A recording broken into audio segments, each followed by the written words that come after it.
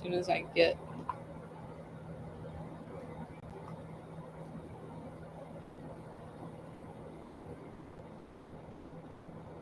X up and running, we're going to get started.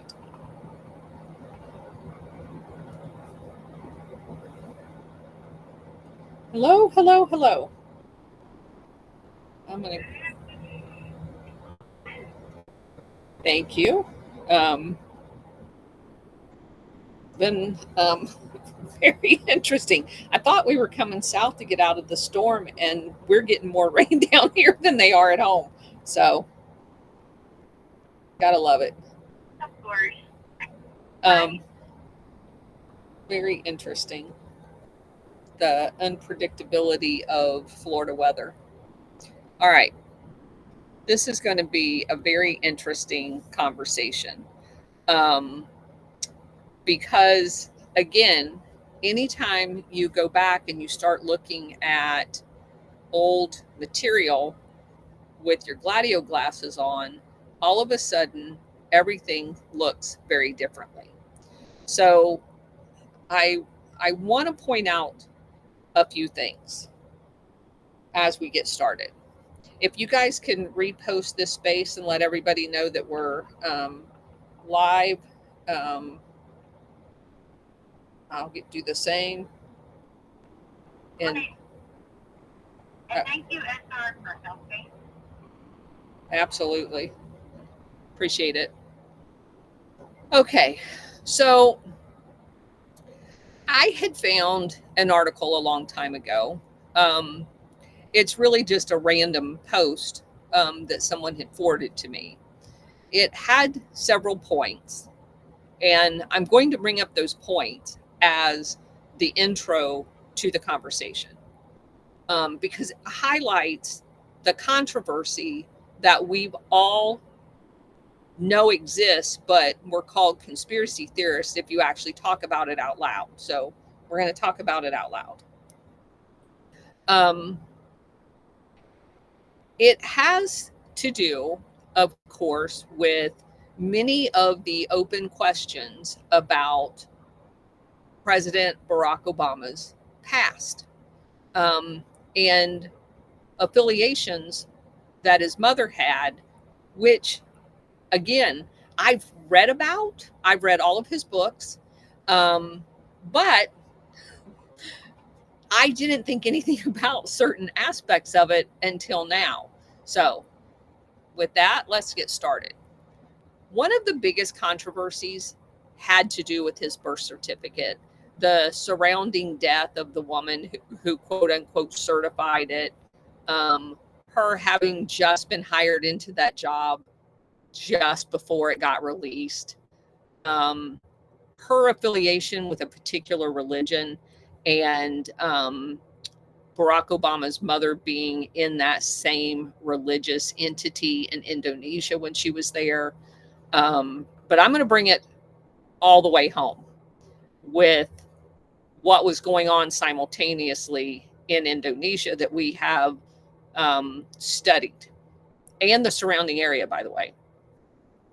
So just in review, a few of the aspects. When she was living, Stanley Ann Soetoro, in 1968, which would make Obama 7 years old, she was extending her passport. There is an area of your passport where you can add or delete like dependents, like your children.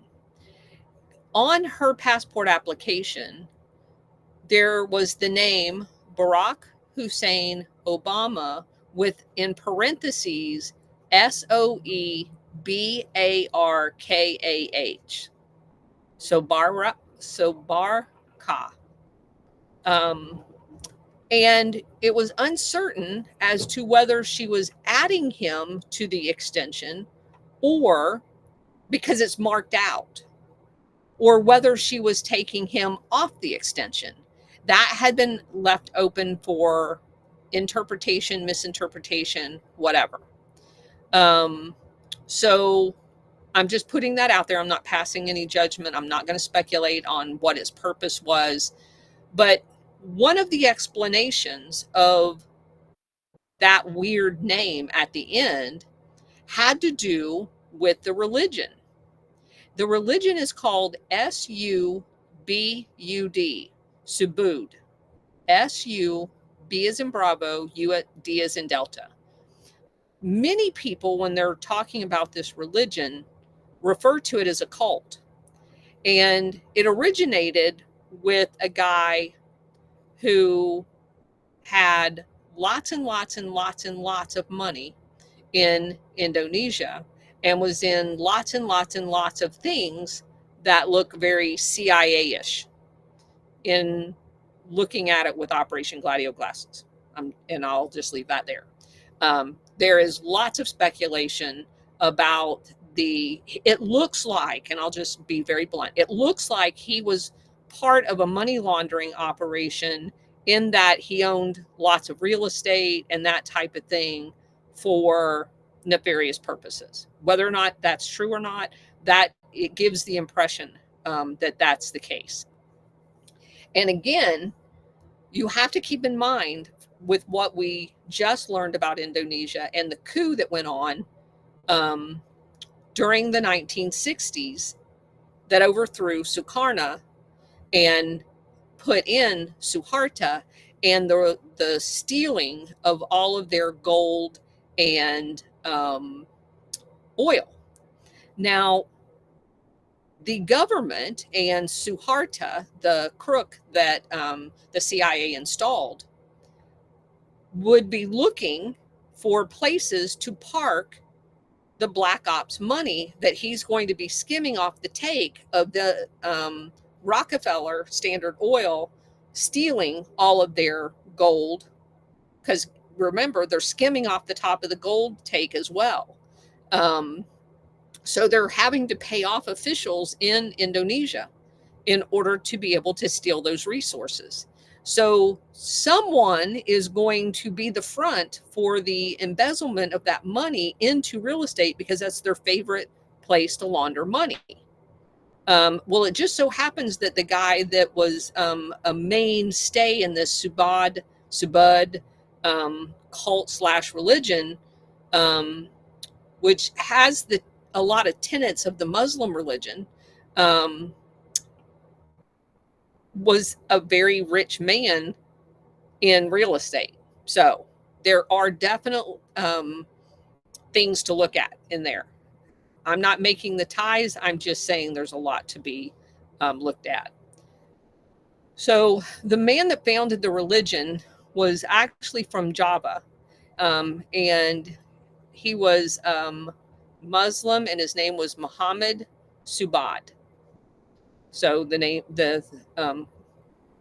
religion is named after him. Now, what's interesting about this is that religion in the United States has three primary world locations: Hawaii, Indonesia, and Chicago. Hawaii, Indonesia, and Chicago. It just so happens those are the three places that Barack Obama lived. That's weird. And it just so happens that Subud religion in the United States had a particular U.S. leader, and her name was Loretta Fuddy for a period of time. You know, the person that forged or produced a birth certificate for Barack Obama is in charge of the U.S. branch of this religion that has the locations of every place that Barack Obama lived.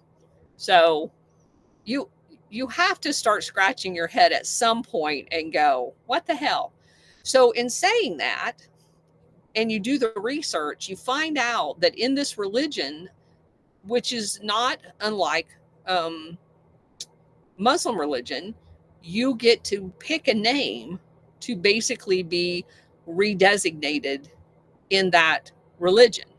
And in the case of Fuddy, her name was Deliana, Deliana, Fuddy. So there was speculation that that's what that name, that Sobarka name, was on the passport religion, was a name that at the time Barry Soetoro went by inside of Indonesia, inside of this religion, because many of the people that were of this religion changed their names. So that's another possibility as to why that other name was on the crossed out part of the birth certificate, or excuse me, the passport renewal. Let me get that straight. Okay. So the connection of this religion with Barack Obama's mother was made in her book by her. So it's not speculation that she was associated with this religion.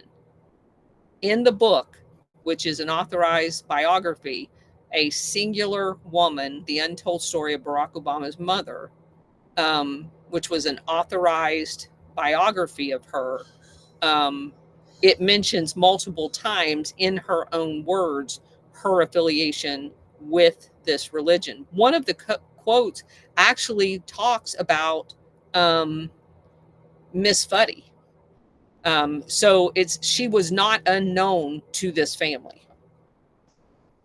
So it also mentions that Barack Obama's mother found a group of young Americans and Britons enrolled in an intensive course in Indonesia, the national language, at the University of Indonesia.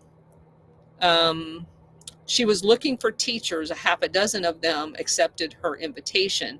Many of them members of the International Spiritual Organization, Subud, with a residential compound in the suburb of Jakarta, which is basically where she lived.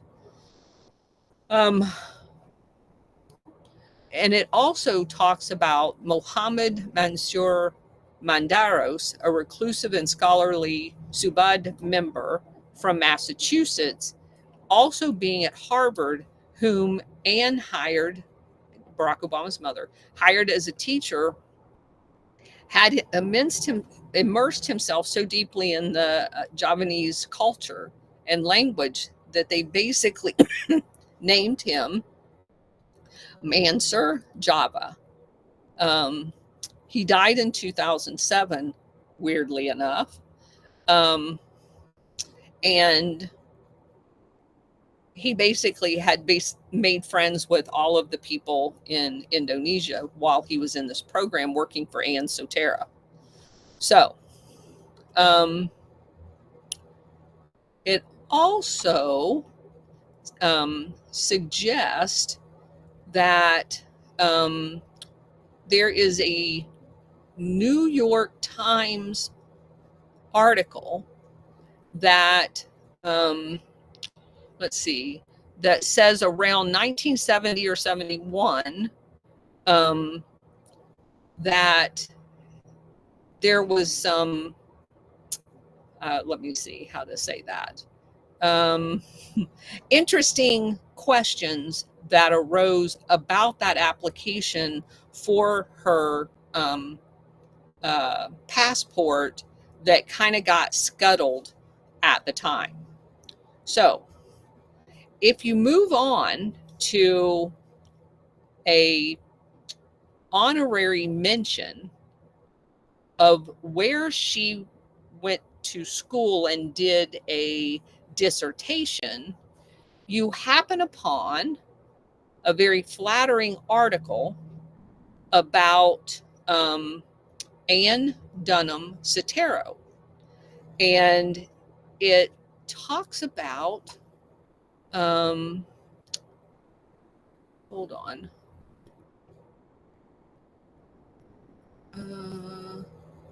Let's see. Here it is. Okay, so a list of graduates compiled recently, this is from a New York Times article, by the 11-year-old Center for Cultural and Technical Exchange between the East and West, a State Department educational project better known as the East-West Center. Now, let me just tell you, we talked about this when I was talking about the Nugent Hand Bank. The East-West Center is where the general that was put in charge of the Nugent Hand Bank branch in Hawaii came from. And it is known that the East-West Center is, there's one in Europe as well, is a CIA recruiting venue. They bring young people from all over the theater, meaning in this case, the Pacific Theater, the Asian Theater, into this school for a year or a 2-year program, and they try to recruit them to go back and spy on their country. The East-West Center is 100% a CIA production facility. And what's crazy about this is that's where Ann Dunham went to school for one of her degrees. Okay. And then she just so happens, after having gone to the school, ends up working for USAID, which is a CIA cutout in Indonesia. So let me go back to this article.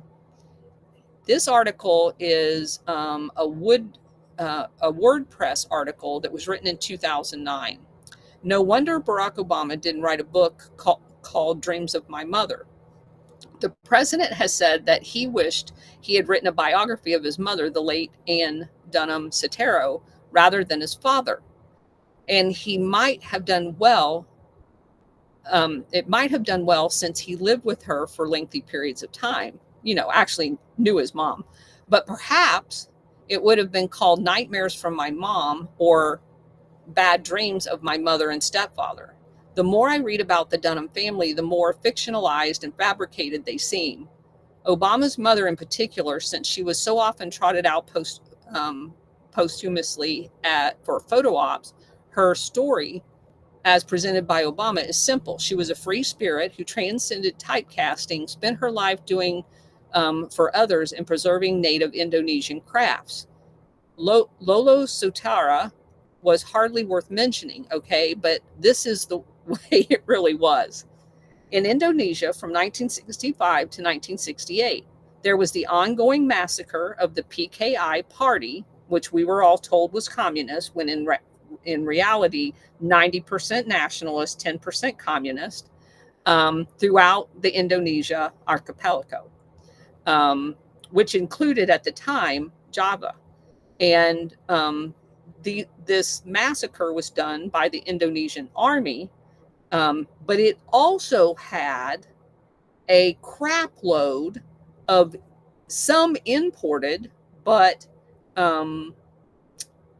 others trained on site that were Muslim jihadists as part of the force. There is no doubt that the U.S. had strategic and economic interest in the Indonesian controlled by Sukarno, and those interests ended up being bloody. And of course, we know what the interests were, that it was the gold and the oil. Time magazine described it this way, quote, communist red sympathizers and their family are being massacred by the thousands. Army units executed thousands after interrogation in remote jails. Armed with wide blade knives, Muslim bands crept at night into the houses of communists, killing entire families, burying the bodies in shallow graves. The murder campaign became so brazen in parts of rural East Java that Muslim bands placed the heads of victims on poles and paraded them through the villages. Travelers from these areas tell of small rivers and streams that have been literally clogged with bodies. River transportation has at places been seriously impeded, and we talked about all of that. Pretty horrific by any standard, even genocidal ones. Yet Ann Dunham Soetoro According to all of the mainstream hype, and Obama's whitewash of autobiography was teaching English as an American embassy employee, while her husband, Lolo, was an Army colonel under the monster Suharto, was busy working as an oil company geologist / government liaison. So I want to say this again. And we know that the majority of the people that work under any auspices in the American embassy are CIA. So she is supposedly a embassy employee, not like at the international school teaching English. She is at the embassy, which means in my book, she's a CIA employee. Her husband is an Army colonel that works for Suharto, who is being used and employed by the CIA to overthrow the government. So that means Lolo Soetoro was part of the overthrow CIA operation of Sukarno. But it also goes on to say, and remember what we told you about the geologist. Lolo was an oil company geologist. What does that tell you? Because the oil company that has the concession is Standard Oil. That means he was working for the international syndicate, part of Standard Oil. He was their liaison to the Suharto, the new dictator installed that's killing hundreds of thousands of people, millions of people in the end, as part of this whole thing. In a book written by Jeffrey Robinson, The Dark Side of Paradise makes clear the implication of complicity in the monstrous events by both the Army and the U.S. Embassy means they could not have not known. The U.S. Embassy in Jakarta noted in a cable to the State Department, the U.S. government in generally admiring what the Army is doing. This is a quote. Approval for the release of the names came from the top U.S. Embassy officials, including former Ambassador Marshall Green, Deputy Chief of Mission Jack Lindman, that's the CIA guy, that's what they call the Chief of Mission, and Political Section Chief Edward Masters. All three acknowledged in interviews that basically said the approval for the killings came from the U.S. Embassy, meaning the CIA. Obama's autobiography says little or nothing about the dread which must have been prevalent among the peasant populace during this period of living through this massacre, despite the fact that more than 1 million were imprisoned and used by big corporations, timber, mining, and oil as slave laborers. In his autobiography, Obama says virtually nothing about his stepfather, Colonel Lolo Soetoro. According to one fluff article available on the internet, Obama returned to Indonesia for Christmas and summer holidays with his mother for many years. During those years, Obama would have been mature enough to take note of the intense political oppression imposed by Suharto and the dread connected with reprisals directed at any party brave enough to criticize the regime. The U.S. supported the dictator, and Ann Soetoro went from her English teaching job with the embassy to employment in USAID and the CIA-connected Ford Foundation in 1965 and in 1966. More questions than answers attached to Ann Soetoro's during her lengthy stay in Indonesia. The more one investigates the information about her activities, the one more wonders about its lack of detail. The bizarre impressions about Ann Soetoro's personality was buried or replaced the record of her actual life. Some nagging questions. I have not been able to locate Ann Soetoro's curriculum vitae, which is kind of like the overview of her work, because supposedly she had her PhD, so it would have been a long detailed outline of things that she had written.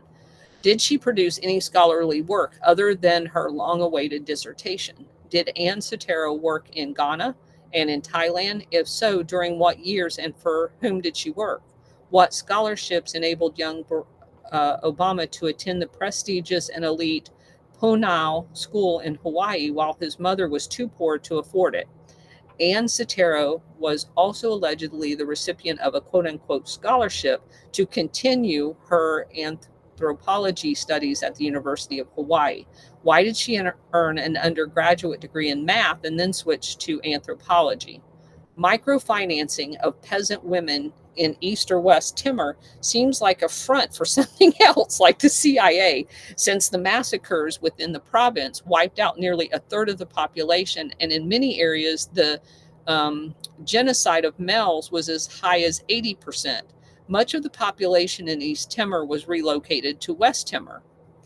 To whom was Anne Soetoro teaching English while under the U.S. Embassy auspices during the horrifying massacres and imprisonments during the 1967-68 timeframe and the decades-long slave labor market, as well as torture chambers?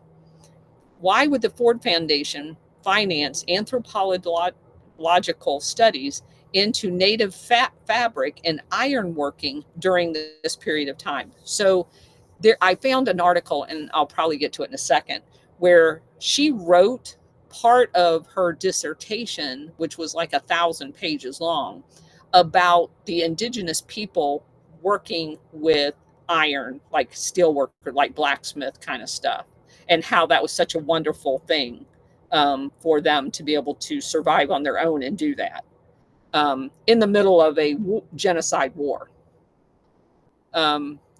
Or was this Anne Soetoro's cover for another kind of research in the countryside?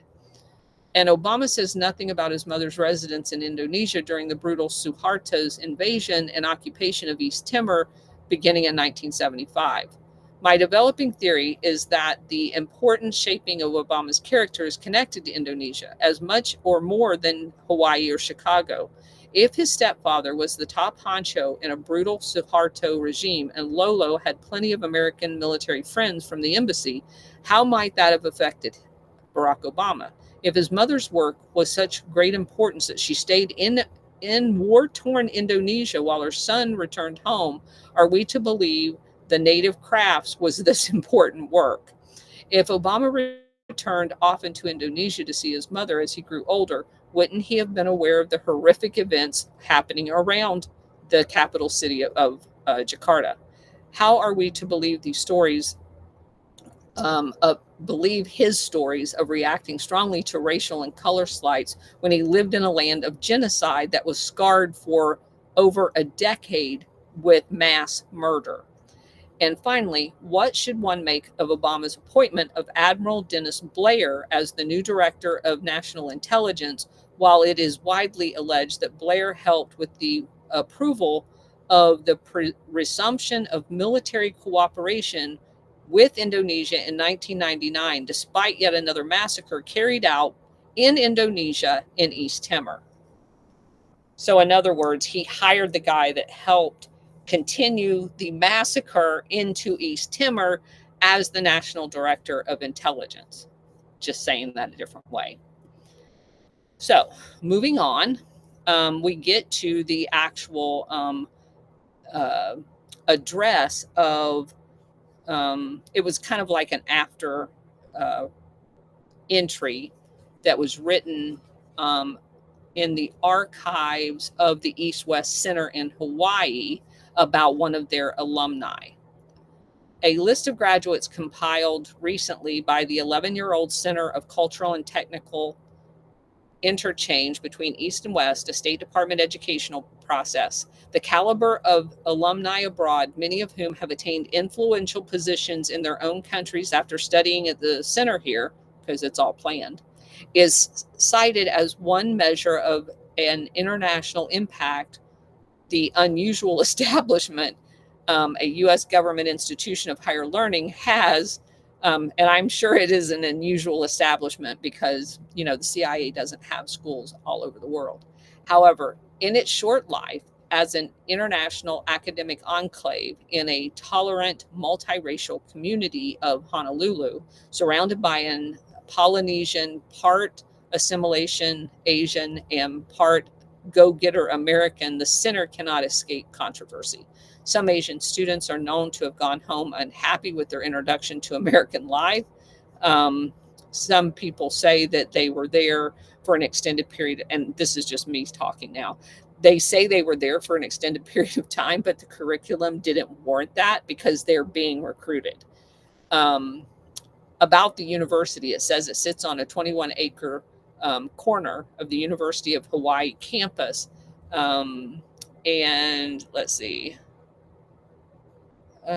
Some foreign students think the academic atmosphere is too casual. A girl from New Guinea declared her month's program could have been condensed into a week. Many Honolulu people, such as the 900 members involved in hospitality and help to the foreign students called the Friends of East-West Center, love their involvement in the activity.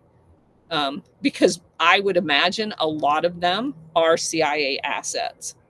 Some of the difficulty comes from the Asian unfamiliarity with the norms of American life. Some say that they're not paid enough money because they're actually paid to come here. It also says that there's radicals at the university, which operates the center, that is both cultural and academic, and that people have lots of questions about the State Department running because it appears that it's a blatant exercise of American imperialism, which is basically what many people speculate that that's for. But here's one of the most interesting aspects of the center. Guess when it was founded? In 1960. And guess who founded it? It was done by a Mutual Security Act, Lyndon B. Johnson, when he was the majority leader of the Senate. He initially appropriated $10 million, and it was augmented by $5 million more in federal funds each year to run the institution. So you have the guy who participated in Operation Gladio, assassination of JFK, creating the East-West Center in order for the CIA to be operating in the Asian theater. Nothing to see here at all. Let's see. I think that was it on that one. Then we move to another actual article from the East-West Center that says spotlight on alumni Ann Dunham, mother to the president. And it says at a recent East-West Center International Conference in Bali, Indonesia, many gathered to share personal memories and gain a glimpse into the life and work of East-West Center legacy, the late alumni Ann Dunham Soetoro. As mother of President Barack Obama, she has become the focus of a great deal of media attention, especially as she had played such an influential role in shaping his world outlook and approach towards problem solving and service to humanity. In the preface to his memoir, Dreams of My Father, he wrote, "I know that she was the kindest, most generous spirit I have ever known, and that is what is best in me I owe to her. Tragically, her life was cut short in 1995 due to cancer, but her spirit and determination to champion women's rights and economic justice in Asia continues to serve as a source of inspiration." Dunham, originally from Kansas, blah, blah, blah. According to a dean at the East-West Center, Dunham had a different East-West Center experience as she lived off campus with Barack and her daughter, Maya, and spent her social time primarily in the Indonesian country group. She pursued her master's and doctorate's degree in anthropology with a focus on social and economic development in Indonesia. She later went on to publish Women's Work in Village Industries in Java in 1982, and her PhD research culminated in the 1,000-page dissertation, quote, Peasants Blacksmithing in Indonesia, Surviving and Thriving Against All Odds, unquote. Maybe surviving. Which has recently been published in Indonesia as well. At the East-West Center conference panel presentation in Bali, a personal friend of Dunham from Indonesia explained that Dunham's research was significant since she illustrated that with peasant blacksmithing, that village industry was important and enduring. Come on. It goes on to say Dunham's research and consulting work took her around the world. And this is very important. Listen to this. She became a consultant for the United States Agency for International Development, USAID, CIA, on setting up village credit programs, which to me, if you look that up, looks a lot like the social credit program they're trying to shove down our throats. And we know that everything they're doing here, they've tried somewhere else. Then she worked for the Ford Foundation as a program officer in Jakarta, championing women's issues. And later in 1986, she served in Pakistan. And do you know how often Pakistan comes up in Barack Obama's conversations? She was a consultant to the Asian Development Bank, focusing on women's welfare. Now, here's another interesting thing. The Asian Development Bank, another one of those State Department USAID/CIA.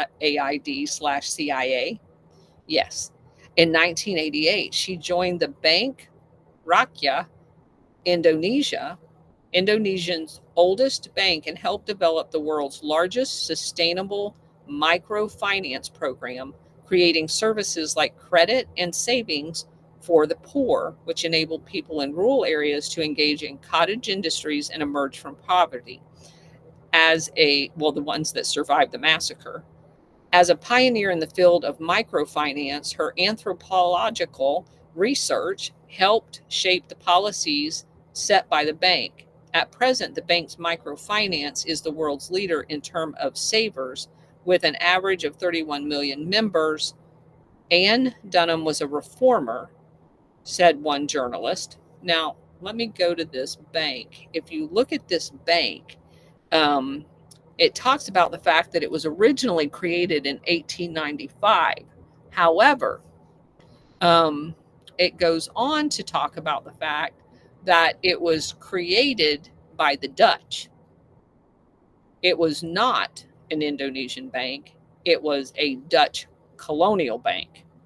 And as such, in 1983, which was right before she goes over and starts this shit, and gets hired by this bank, the Indonesian government, which would be this new CIA bullshit, implemented a program to deregulate the economy, which resulted in more private sector participation. But all that means is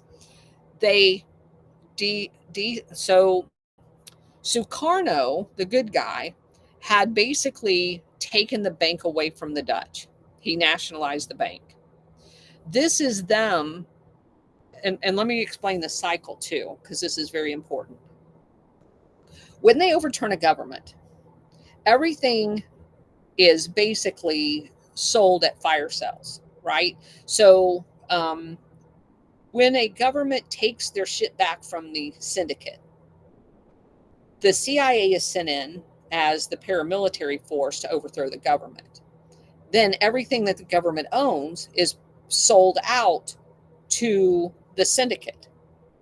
So these types of things, the CIA will infiltrate the banking and everything else through their people, so that the fire sale of all of the resources of the country under the imposed dictator, to quote unquote increase privatization and make him look like he's somehow all the things to democracy there is, when actually he's a fascist dictator setting up a fascist oligarch system, with all of the oligarchs being the imperialist under a different way of looking at imperialism. And so basically they're saying that the bank was decentralized, quote unquote, open to competition, when in fact it's basically just embracing the oligarchs rushing back in, and now they can buy everything for pennies on the dollar. And in most cases, when these countries nationalized, they actually paid a fine to the infrastructure to these companies, because the companies sued them at the world court and won judgments against the countries. And most of the countries offered to buy them out. They didn't just take it from them. Like in the case with Allende, in the case with Nicaragua, when they offered United Fruit the same amount of money that they'd been paying taxes on for the last 10 years. And they said, no, I don't want 1 million, even though that's all I've ever paid taxes on. I want 16 million or 20 million for this property. And Nicaragua says, go pound sand. That's, you didn't pay taxes on that, so that you can't think that's the value, because if that's the value, you should have been paying a hell of a lot more taxes. So those are the things that they take the money from the country, and the country had to get World Bank loans for that money. So now the country's in debt for that. And then they destroy the government by assassinating the president. And then they buy all of the shit up that they've already gotten a judgment from that they'll eventually get paid for anyway. So they're getting double their money. That's the way this whole thing works. And so I don't find it at all surprising that just before she's installed into this bank, they basically decentralized everything. And listen to this. It says, most notably, the manufacturing and trade, and they had a heavy reliance on oil and gas, and mining industry. So right there, it goes to show you that that's exactly what this was all about. So what else? Let's see, the increased size, change of nature of the customer base. Well, yeah, you had a change in customer base because you just assassinated over 1 million people. So back to the article, the glowing article about Ann Dunham. Another colleague of Ann Dunham's at the Ford Foundation in the 1980s, and currently the director of the foundation's Asia-Russia program, spoke about Dunham's professional contributions. Quote, Ann was someone who had big ideas and a deep concern for social change and social justice, unquote. Gosh, just like her son. Quote, she felt that the Ford Foundation's grant making in Indonesia should embody those ideals and motivations more than it perhaps was currently doing in her view, unquote.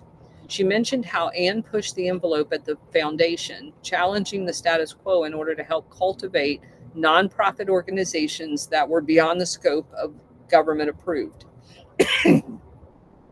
It was a time when outside organizations like the Ford Foundation could be scrutinized for assistance that was given to people or institutions that the fairly firm control of the central government of Jakarta didn't favor. Yeah, like that happened. You couldn't do anything that the government didn't approve because they'd assassinate you. But these people think that you're stupid when you read these articles. One such organization was the East Javanese Women's Central Cooperative, which served as an incubator for quote unquote empowerment programs, when in fact it was basically a loan program to indebt everybody into the country and create another debtor nation. That's basically what it was. There's a certain amount of courage in I'm going back to the article. Quote, there's a certain amount of courage and audacity that was required for the kind of work Ann was doing, unquote. Yeah, because she was a freaking CIA agent. Quote, there is no question that she was ahead of her time. She looked beyond her shores, and the choices she made, even the story of her life, attest to it. Her cross-cultural marriages, her field of study and work. She was farsighted and strove hard to achieve her goals, including those she had for her children, unquote. It goes on to say her grant making came from her concern of how to better understand women. The concern, I think, came a lot from what she had seen in Java. Blah, blah, blah. Dunham also gave a grant for the Indonesian translation of Women's Role in Economic Development, a book written by a Danish economist and feminist, Esther Bostrup, in the 1970s, which was one of the first works to clarify the role of women in the process of social and economic change. The social changes, you're in the middle of a genocide. Dunham also worked with Indonesian organizations like the Institute for Consultation and Legal Aid for Women and Families, as she was concerned with family law. I mean, this is just nauseating, actually. You're concerned about family law when they're massacring entire families all around you. So, anyway, that's basically what I have. I know I had promised to do this when we were doing Indonesia, but I was still in the middle of collecting these articles. Many of them I had read before, I just couldn't find them. So I spent yesterday looking for them and was able to find all of them, plus the one that gave me the connection with the East-West Center, which again, I had read that she had went to school there. I just didn't understand the implications of it at the time. And I had read lots of different, what's the word? Hypothesis that she was affiliated with the CIA. I never saw any like clear connection, but understanding that she worked for USAID, the Ford Foundation, and at the embassy, now that we know about Operation Gladio, I think you can say with 100% certainty that she definitely worked for the CIA. So, having said that, I'm going to go ahead and open it up. I assume SR71 that Bridget ducked out and she's just listening now. Yes, she is, Colonel. Okay, all right. Oh, she's coming back up. Oh, there she is. Okay. Yeah, I wasn't sure if she was just listening because she wanted to just listen or because she got dropped out. I brought her back in. I sent you the co-host thing, Bridget. Let me add you as the speaker.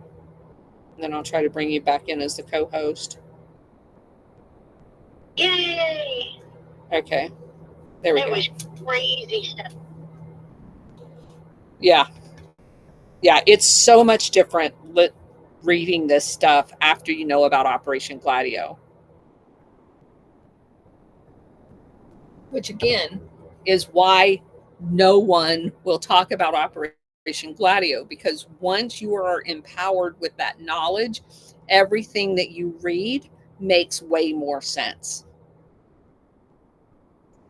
So I have to go back with whenever we get our Gladio glasses on. Whenever you get that prescription filled, guys, it changes everything. You can't look at anything the same anymore. But it just makes everything so much clearer, and things that didn't make sense before now make sense. Correct. Absolutely. Okay. Yeah, I may have to hand off the co-host back to SR or maybe truck driver Stellar or Cousin Ed, because I'm going to go lurking in the woods. Okay. Well, good luck with that. If I get any luck, I'll have pictures plastered everywhere.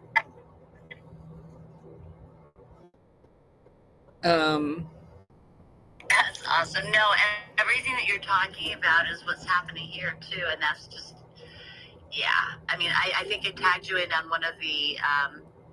It's just insane. All these like spider webs or silver strings or whatever you want to call them. It's just insane, and we're watching it, get broken down. But it's just wow.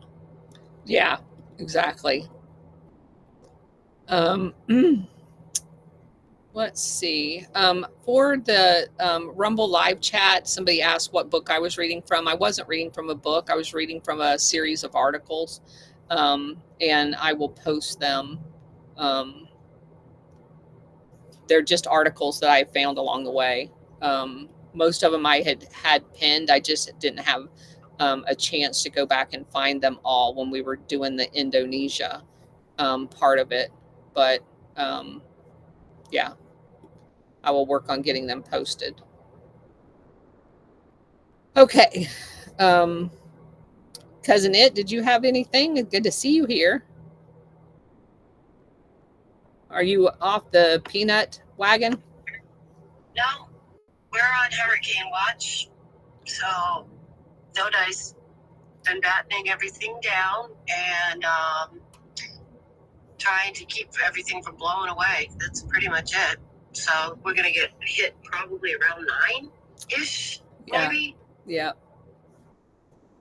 Yeah, I watched the cameras at home, and it looks like we're getting way more wind down here in Fort Lauderdale than we're getting at my house. And, you know, I live just to the west of Tampa, so it's crazy. There should be a lot more weather up there. But there seems to be a high pressure system off of the east coast of Florida that's keeping everything pushed to just inside of the coast of Florida on the west coast. And so luckily, anything that's kind of strayed over Polk County has been very little, and very light, actually.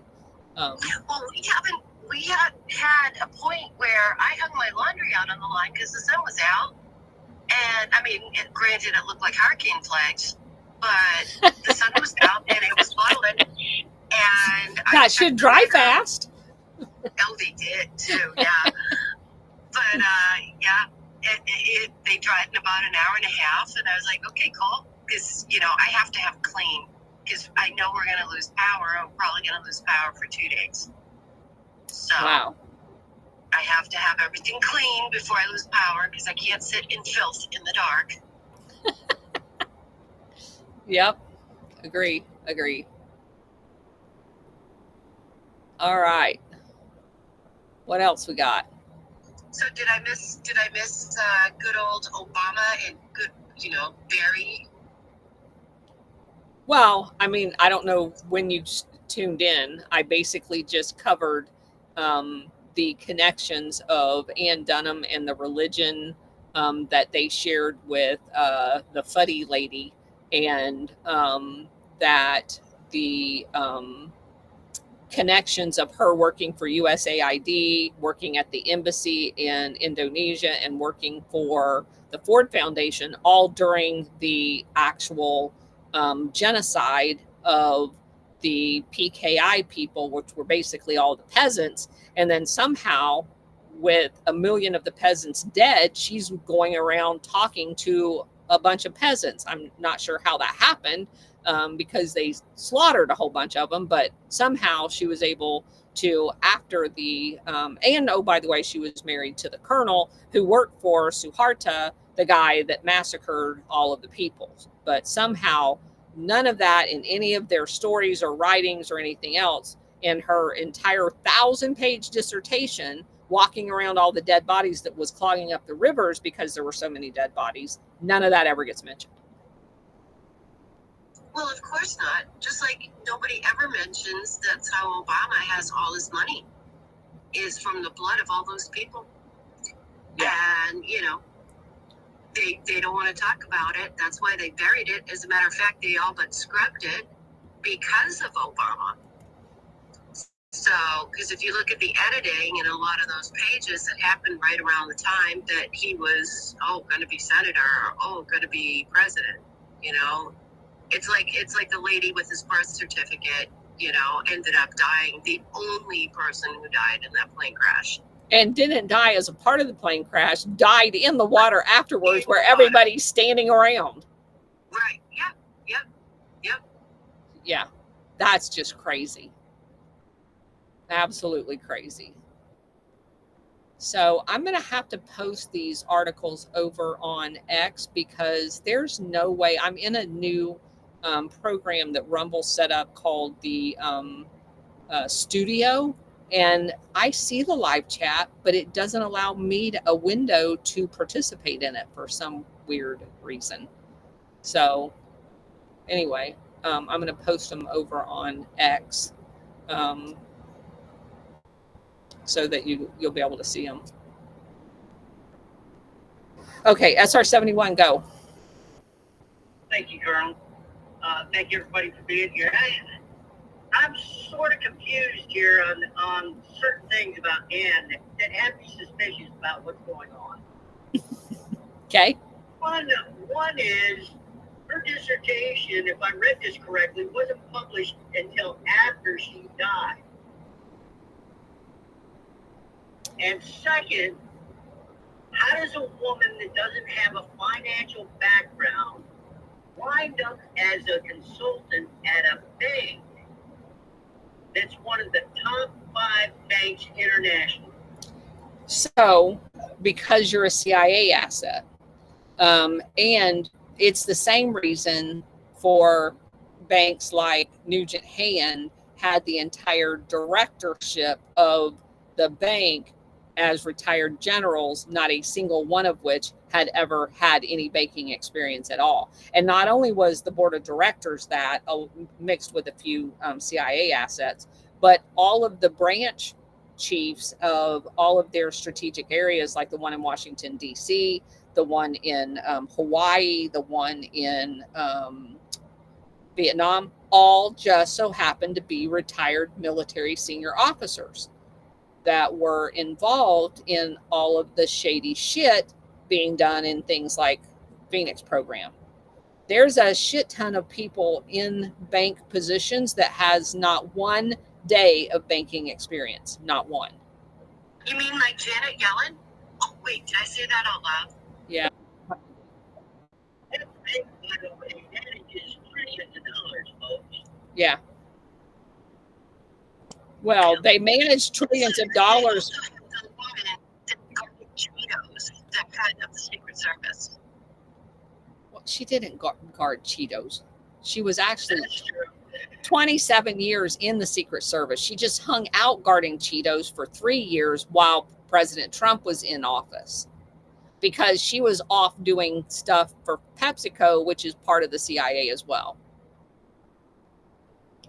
So, Did we lose you, Colonel? yeah, I'm here. I don't know. Somebody cut off my mic. So, Well, what me? I know, wasn't me. I was trying to cut and paste things into the purple pill on my laptop, so I wasn't even looking at my phone. But I told you I do make mistakes. so technically, she wasn't, and I know you know this, she wasn't just guarding Cheetos. She was, she had spent her entire career at the Secret Service. She just moved while President Trump was president over to PepsiCo, who we have established is part of the international syndicate doing syndicate things with the CIA, and they're always in this one job too, the risk job, which basically made her chief of their global security, which means you can travel around the world with plausible deniability that you're not doing CIA shit when you actually are. Right. Right. Yeah. I still want one of their submarines. Yeah. Or their ships, or, you know, any of the other things that they have that makes absolutely no sense. Absolutely not. Absolutely not. And they did nothing for the CIA at all. Yeah.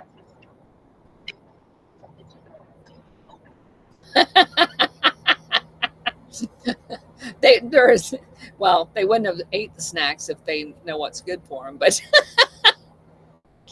anyway, right. That's what I'm saying. I don't think they eat their own shit, but they just feed that to us.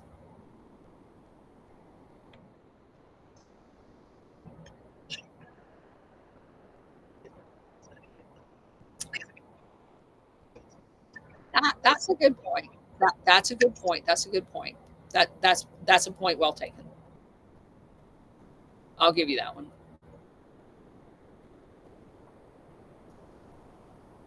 Definitely give you that one. He just oozes evil.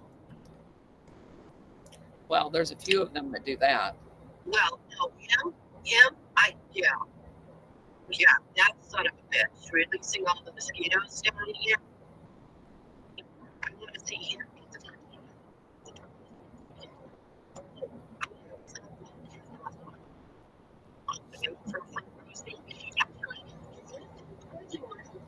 To view the trials that are taking I know. I agree with that. I absolutely agree with that. Yep. Yep. All right. What else we got? Anybody else got anything?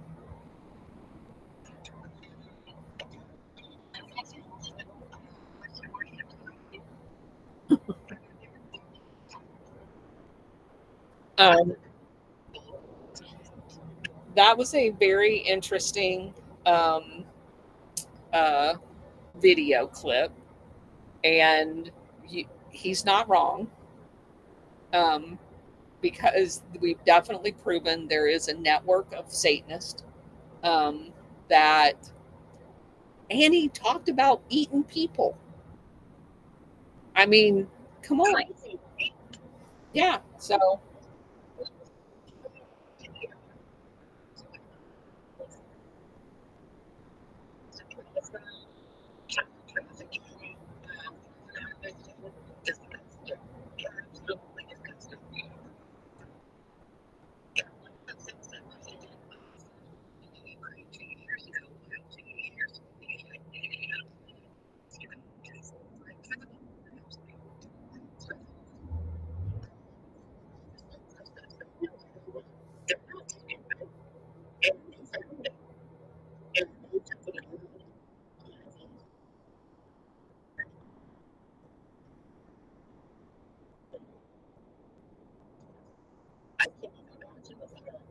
so you know what one of the interesting aspects of the Gladio research that we've done is you constantly in different books read about how after, even before, but after World War II, they tried constantly, Galen primarily, but the CIA, MI6, to put together basically stay behind capability inside of the Soviet Union, both in Ukraine, Romania, and these other areas.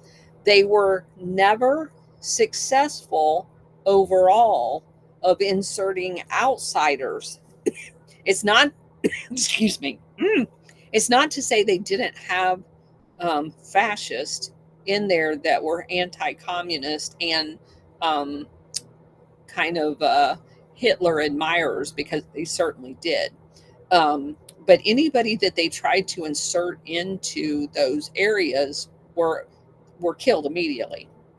And you see lots of references made by the CIA acknowledging the superiority of the Soviet and then hence the Russian intelligence networks. They talk begrudgingly respectful of their capability.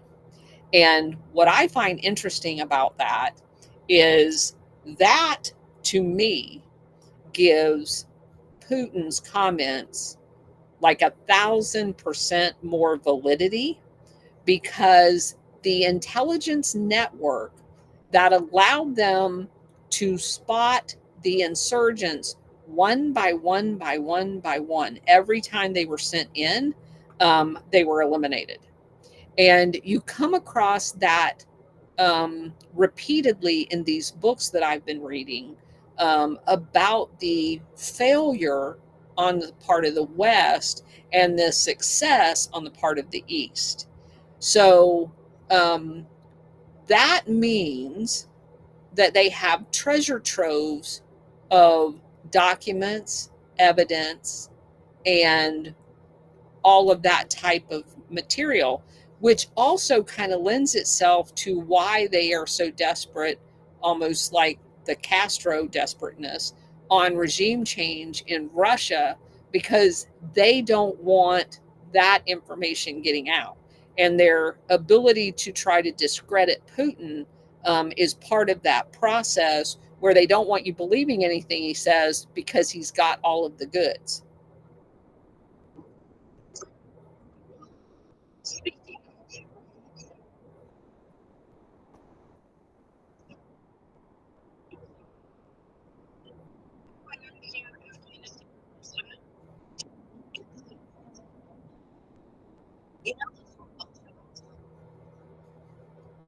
That who were Bolsheviks?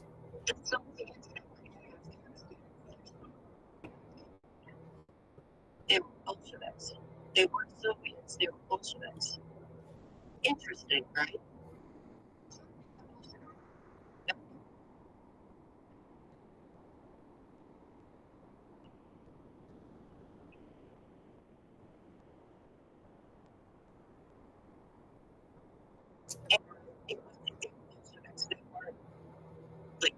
So what are you describing as Bolsheviks? What's the differentiation between that to you? No, I want you to tell people what it is.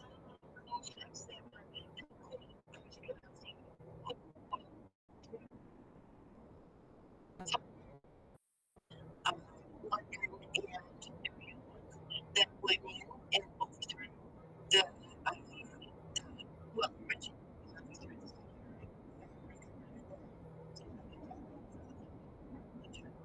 the South actually was friends with the United States, kept them during Lincoln, during the Civil War. And as a matter of fact, everybody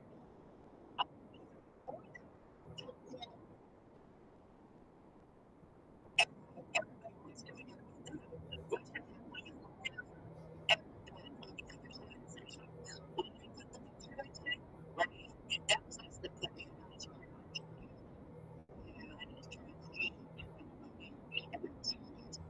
it. Not all us. Hold on. Not all us. We harbored Trotsky, and the British harbored Lenin. Okay. The West. Okay. Yeah. Well, they actually went into Afghanistan, and apparently there was were doing something like that. Right. But it was Bolsheviks that were in Afghanistan. So what the research that I have done is initially the CIA was in Afghanistan, and they wanted the opium area, and the king of Afghanistan at the time would not allow them access to it. So they basically got rid of the king, and they installed their own dictator, and there was um, a made up story that there was a certain element in Afghanistan that was communist, just like we just went over with Indonesia. They had the PKI there. That there was this certain element in Afghanistan that was communist, and it was doing all of these made up terror events inside of Afghanistan. And they put these I'm going to call them Gladio operators. They put them along the border and started picking fights with the Soviet Union.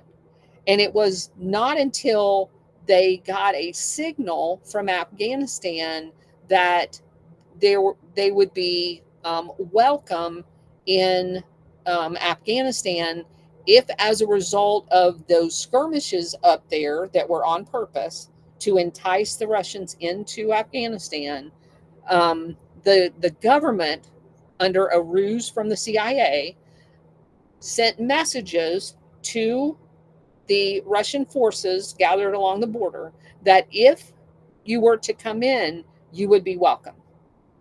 And that is the luring in, almost basically similar to what they did in Ukraine by mounting the Azov and the right sector in the Donbass region and killing all the ethnic Russians. That was all done as a premise in order to get Russia to be the aggressor. And there's no amount of people that they won't kill in order to get the results that they want. And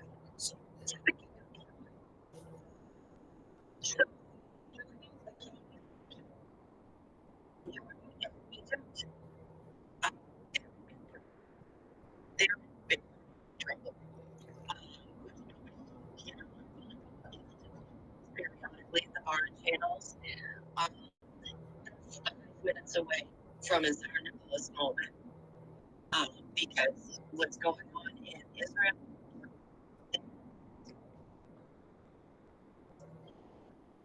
And so watch it,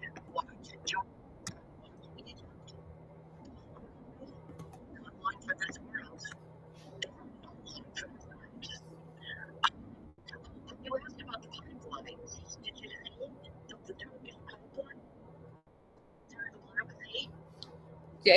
yeah, I had seen that map. I'm glad that there was like 3 or 4 different versions of that map. I think SR71 posted one too. I mean, and that's what I was saying. I didn't.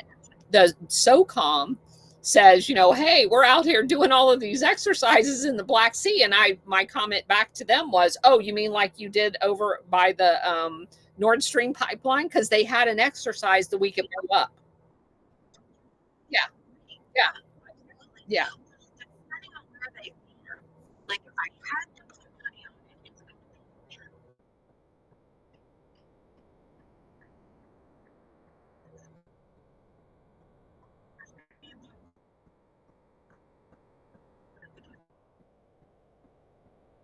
Yeah. And now, see, there's that son of a bitch. He wants.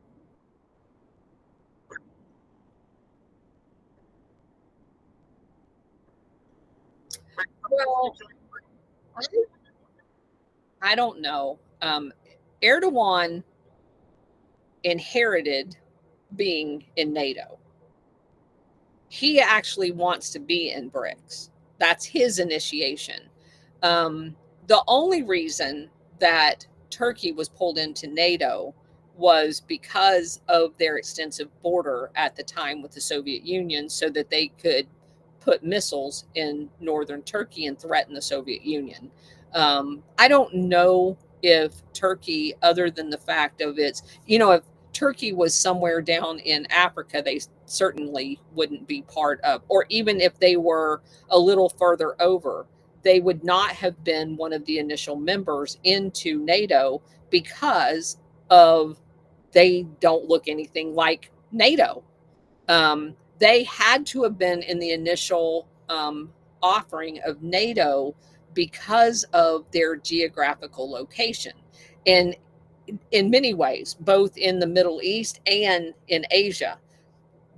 What also is very important in going back to that time is the immediate influx of hundreds of millions of dollars from the CIA in order to create their Operation Gladio program, called Grey Wolves, and a sundry of other things, but primarily the Grey Wolves. They had the largest, they're the second largest military in all of NATO because of the US. And they are also the largest Operation Gladio program, bar none, because of the US. So, Okay, so how do you think she's going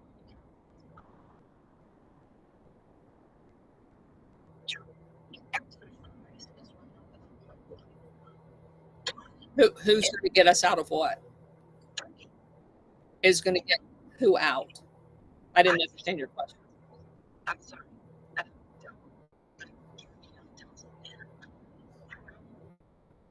So you can't have the U.S. in your country, right? And stand before everybody and say you want to join. You can't. I mean, that's just a big, huge red flag. The international syndicate, they won't have it, which is why they're training exercise. So that may be true. And Burkina Faso, so I'm thinking the United States out of Turkey, so he can join BRICS. Because, like you said, he inherited this mess. Well, I mean, it's actually very easy. He can just close the base. He can tell them that they're gone, just like the leaders of those countries did. You're gone. Get out. That you can deny landing rights. It's his country. Whether or not he'll do that's a different story. But well, that's not matter to us before. You know, it's his country. No, you just asked me how he could do it. I'm telling you how he could do it. He just has to make a decision to do it, and it would be done. Now, would there be blowback? Absolutely. He needs to be prepared for that. But he apparently is prepared because they've already tried to assassinate him once, that we know of, if not more times than once. Right. Yeah, they're not happy with him already. So him wanting to join BRICS is just another nail in his coffin as far as they're concerned. But he does appear to understand the significance of what he's saying and doing. Well, he shut down your training pieces after the crocus and after the Dagestan attacks. The Gladio training bases, yes. Yes. And there was another attack from Dagestan. I can never keep them straight. Tajikistan. Yeah, okay. What you said. God bless you. After the second attack, there were actually more raids in Turkey. Correct. So, if they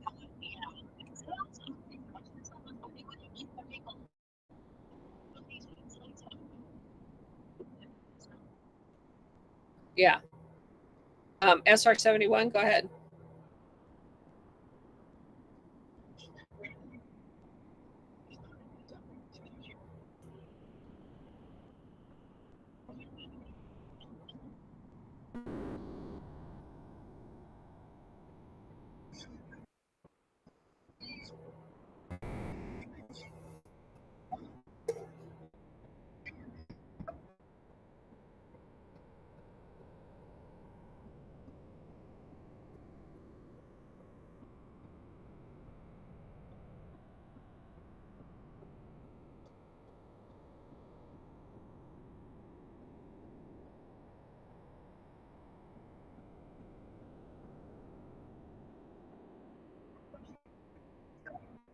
Well, hold on a second.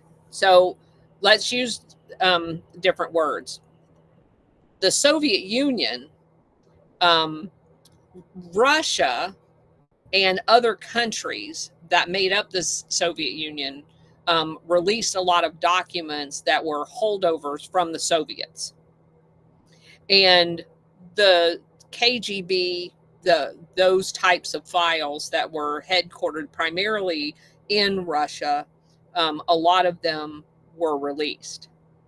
But if you're a strategist and you have blackmailable material on what the CIA's been up to, you are not going to expend those precious munitions until you have someone in charge of the United States that's on your side, like President Trump. And I unequivocally believe that Putin shared much of the information that he knows with President Trump during an extended period of time, and possibly before he became president, because he was over in Russia. His conversations didn't necessarily start when he became president. So I believe that he's operating off of informed information. Does that make sense?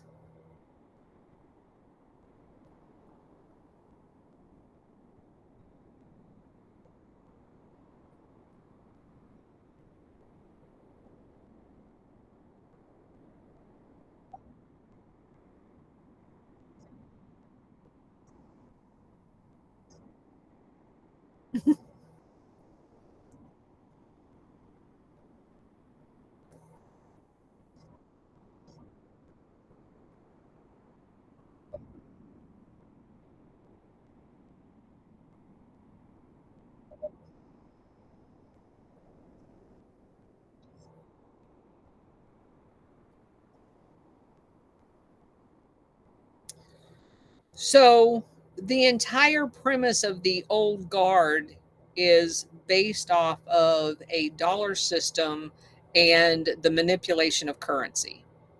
So, as it's been well explained by many people much smarter than I am in finance, that I view people like George Soros as tools for the syndicate. They are used to manipulate currency, and they are given a heads up of any Operation Gladio event that's going to occur, because as soon as they occur, the host country of the events currency crashes. And so they then manipulate that and do the buying and selling and the shorting and all that other stuff based on insider information, which is another way to steal our wealth in whatever country that it's going to occur in, to include the United States. We know that that was done in the lead up to 9/11. We know that it was done in the lead up to January 6th. They do this because they know these events are going to occur. And in doing that, they are basically, it's just another large scale manipulation and money laundering to steal all of our wealth collectively. So hold on just one second. Let me just finish. I believe that the BRICS nation and the ability to trade in whatever currency you want makes you independent of that mass manipulation, and it creates the withering on the vine of the use of the dollar in the massive manipulations. And if that spreads, the old regime dies. It's of no use to them at all. Now, could we then go in our own currency into BRICS and participate as an equal? Yes, but it will no longer be in a dominant, we're in control of everything, which means the syndicate has to die a ugly death. Go ahead, Cousin Ed.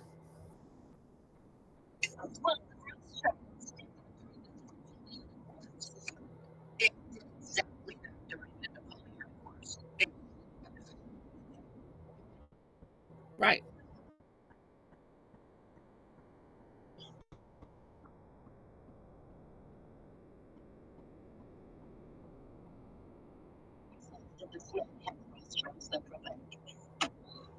So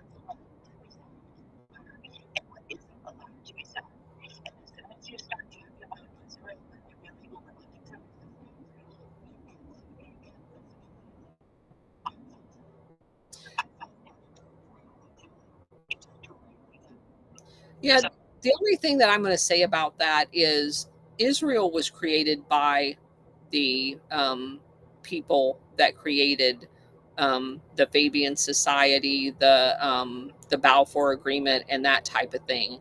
I think it is a tool for instigating instability in the Middle East. So I think it's part of a greater evil, as far as the the the whole table being set. I don't think that, I think it's an entire table that was set up with instigators in each of the different geographical area to establish those fault lines in order to create the strategy of tension and the chaos and control. So anyway. So are we going completely off topic? Has anybody put it? Do we have a pool yet as to when it's going to get abstained? No, we don't have a pool. Oh, come on. You guys are slacking. It's like time off and nobody's put together a pool. Foggy. What's the matter with you? I know that. Yeah, we have to have the people in Vegas do that because I'm not doing it. We don't have a pool, like a time pool, like when they're going to abstain dating. Really? What's the matter with you? You're slacking. I'm very.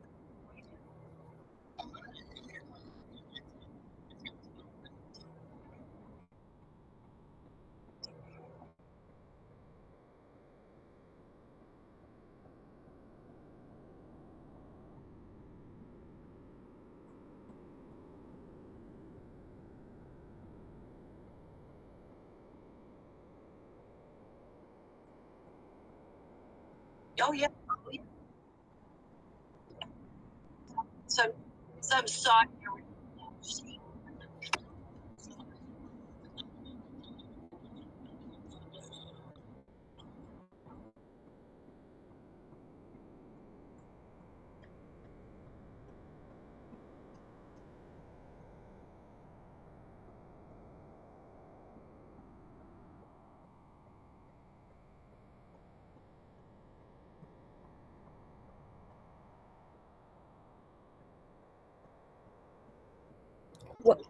Well, I think the interesting timing of the Eric Adams in the lead up to the election by installing another unelected um, asset that has nothing to lose, that they are planning on something occurring in New York City.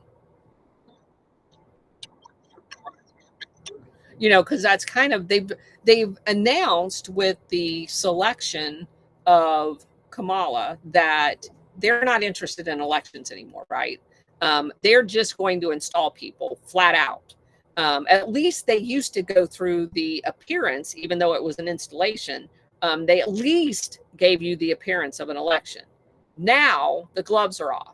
There's not even going to be a vote cast for her, and they're going to try to shove her down your throat.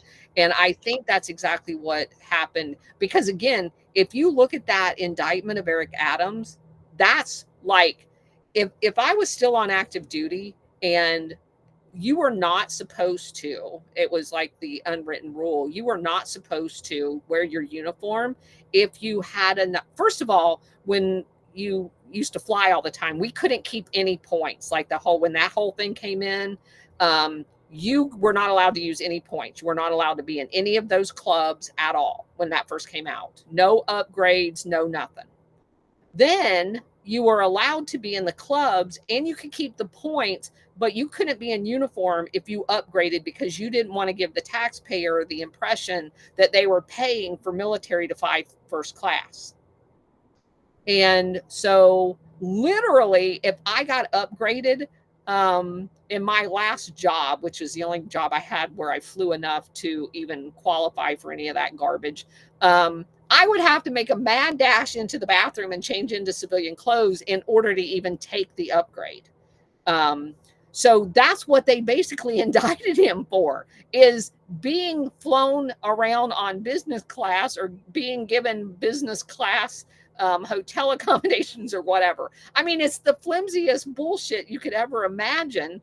In all of the criminality that goes on in New York, that's what you're going to indict somebody for. So it looks to me like a move to get him out of the way.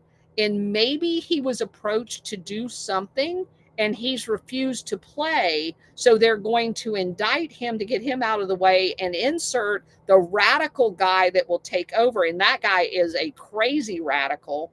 And they already have him on the tether and he knows that they will do it. That's what I read. Yeah, no doubt.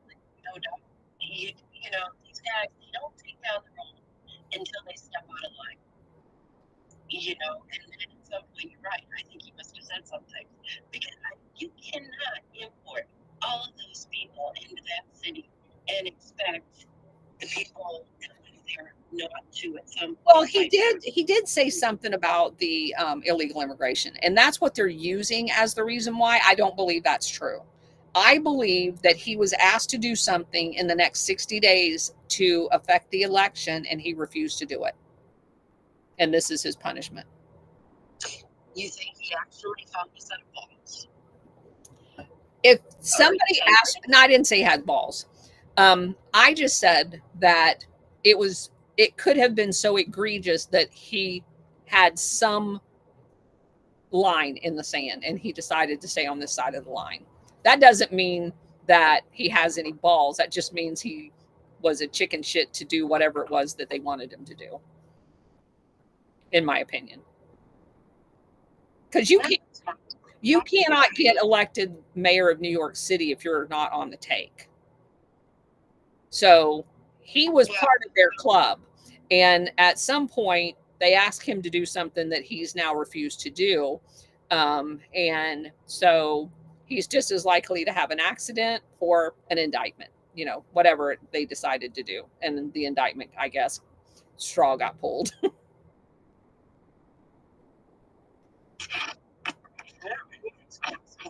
So did I miss the question and answer period? So this is just like open mic night? No, we did our presentation for the re-looking at the Indonesia coup as it related to the Soeteros. Okay. And then we opened it up and not a lot of questions about that. And so then you took us completely off topic. Yes, okay, I'm sorry. So I have the ability to hand out mics, so if anybody has questions, by all means, yeah, I'm sorry. No, we don't have any questions. I don't see anybody's hands up. So if somebody has a question, you can put your hand up, but I don't see any hands up. Oh, there you go, Andy. Go ahead.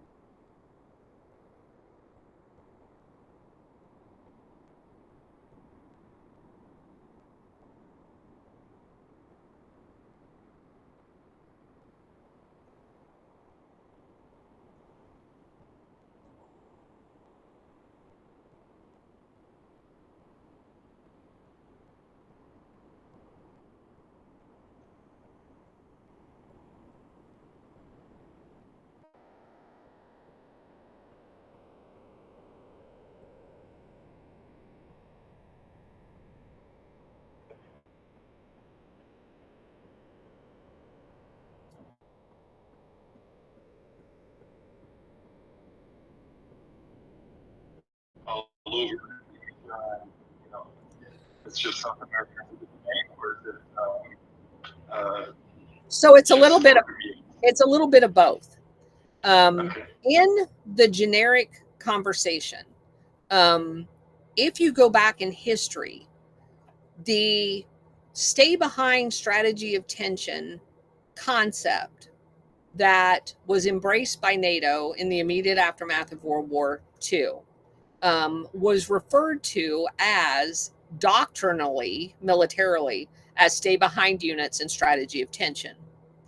When Italy in the early 80s, when the first reporter broke a story about it, it was operationally subcategory labeled as Gladio. And because that was the first term that was ever associated with it in media, it became the term universally used for and easily understood by everybody to refer to stay behind units and the strategy of tension as it was orchestrated in NATO. Now, also militarily, the subset of, and to make it look like it was a different operation, when they started the operation of overthrowing stay and creating stay behind terror cells in South America, operationally that was referred to as Operation Condor, because they did not want, if it was ever revealed as a thing, for anyone to associate it with NATO and what was going on in Europe and the US, by the way. And as a result of that, for a long time, people thought that Condor was a thing and that Gladio at all of Europe was a thing, but they were not associated with each other until a lot more research got done after the exposure in 1990. And they realized that a significant portion of the Nazis that were embedded into and began the operations in Europe were co people, even P2, the Masonic Lodge that was orchestrating Gladio inside of Italy, was replicated in Argentina. And they used Argentina as a launching off place for the insertion of Nazis throughout all of South America.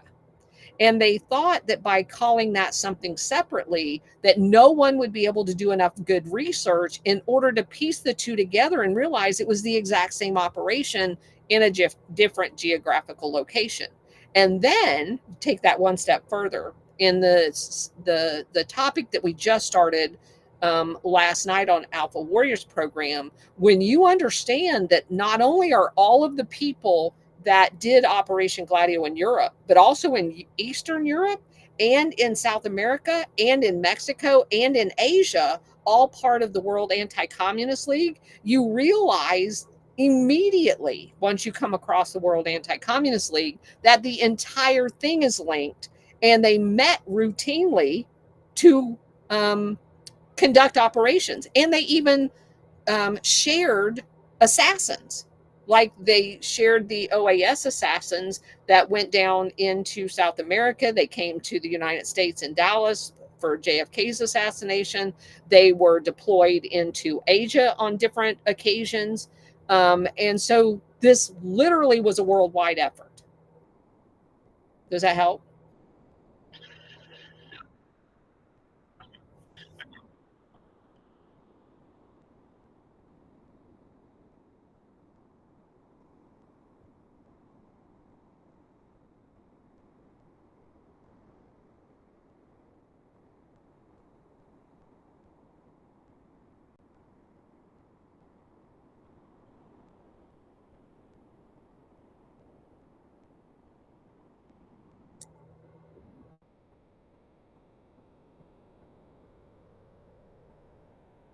Aldo Moro or the Andreotti?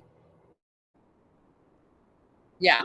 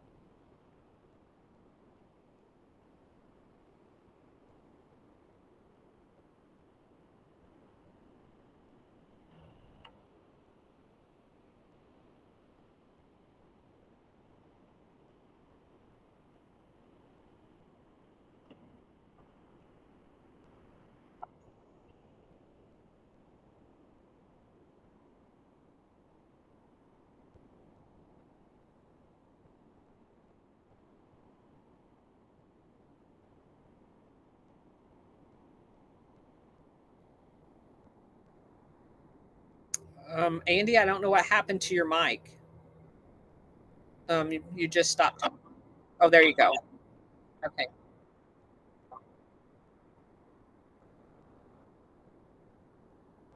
What were you saying about you don't understand what they were saying about the friendship of Putin?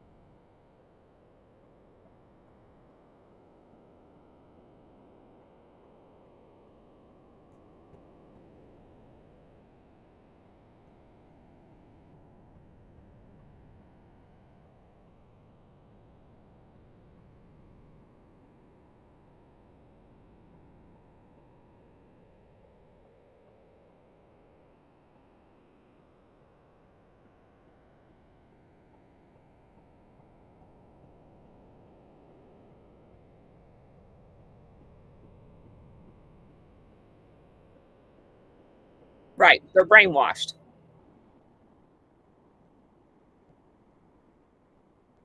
Yes.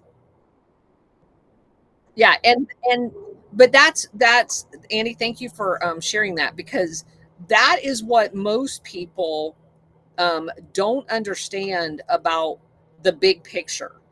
Um, this is an international syndicate that has attacked the worldwide population, and they own the media, as you just articulated. And so, as a result of that, anyone that is taking on this international syndicate has to be aware of the implications in how it's going to look initially when it gets rolled out, because you can't just dismiss these people and what they've been brainwashed to believe. That is an actual challenge. It is one of the biggest challenges, as a matter of fact, when you go in to conduct an operation, and nothing like this has ever been happened, but even on a smaller scale, that is the linchpin that determines the effectiveness of the overall operation. And so you can't just discount that. There has to be um, uh, resources and attention on how that's all going to unfold in a manner in which you don't spook the herd, um, but you also do it in a way that is easily understood, even with the extensive amount of brainwashing that has went on. Carrie, go ahead.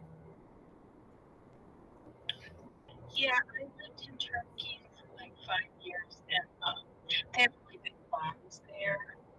Um, that's my data, like really big ones. And Erdogan is doing an amazing job, believe me. Like, I was there when they tried to make the coup, and it didn't work because of the people of Turkey. And you know, America wants to take out, I mean, it's partly British, but they want to take out everybody, but he's doing a really good job, and everyone crashes him, but he's in between a rock and a hard place. Yeah. I agree. Um, so, um, I don't know where Cousin It went. I just tried to give her back her mic. Um, okay, you're back up there, Cousin It. Go ahead.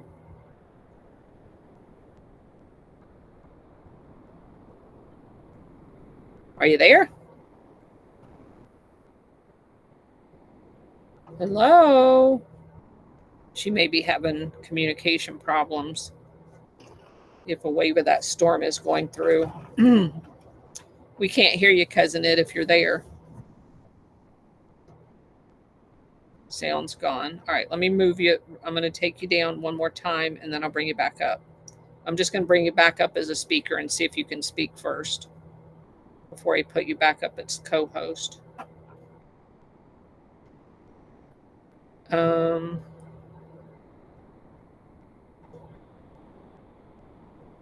Did you get the mic?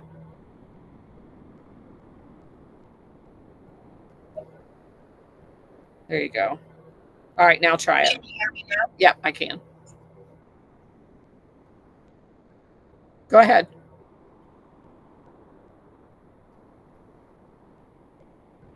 Cousin It. Go ahead.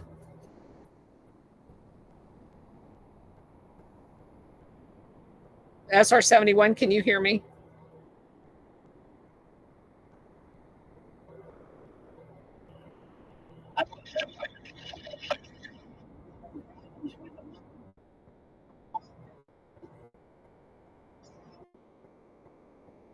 So, Andy, one of the things you brought up is other people. I don't know if I'm interrupting everybody because I'm having a problem hearing people.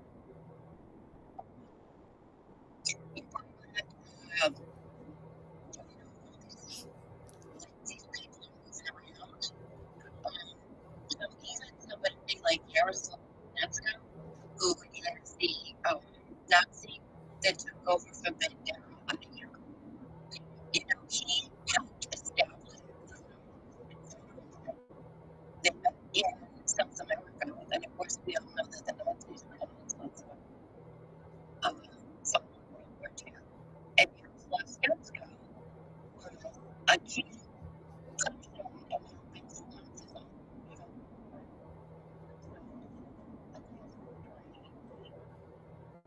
that they're actually working with the Nazis to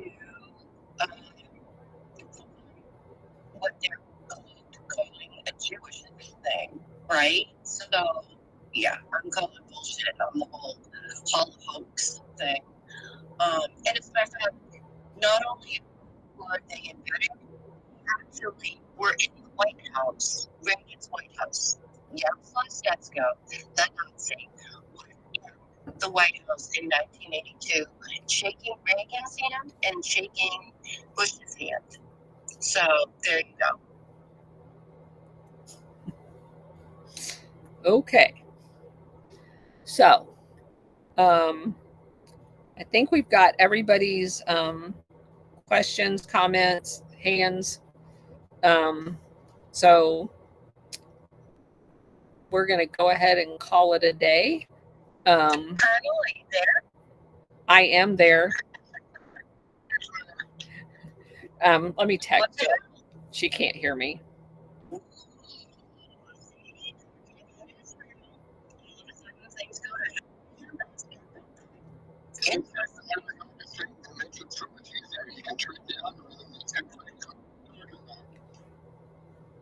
All right. So I'm going to have. Oh, gosh. Craziness. All right. So I'm going to go ahead and call it a night. I plan on doing a show tomorrow. I don't know the time. It will not be at 4:00. I'll just tell you that. It may not actually happen. So I will let you know tomorrow morning, because we will have to leave before the show will be over to go to the Tucker show tomorrow night.